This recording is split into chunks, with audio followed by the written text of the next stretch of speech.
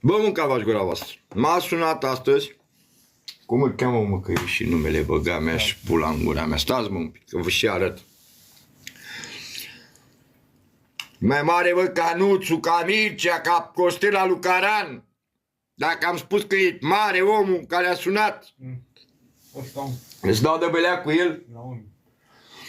Băi, nene, astăzi pentru tine, Bebino, frățiorul meu, de-aia am vrut să intru cu tine, să-ți cer 1000 de euro, că m-a sunat Naomi și a spus, s-a înjurat pe carne de porc, să te las că nu mai poți să bagi vibratorul în tine. Mă, voi chiar credeți că îmi ceream eu iertare de la sluga asta? Mă așa proșvam! Mă așa proșvam! Păi eu îmi cer iertare vreodată, mă, de la cineva, băga mea și pula în familia mea, poate decât de la Dumnezeu. Păi eu ceream iertare de la asta, am deschis o fabrică de mobilă și vreau să-l pun să-l angajez. Că e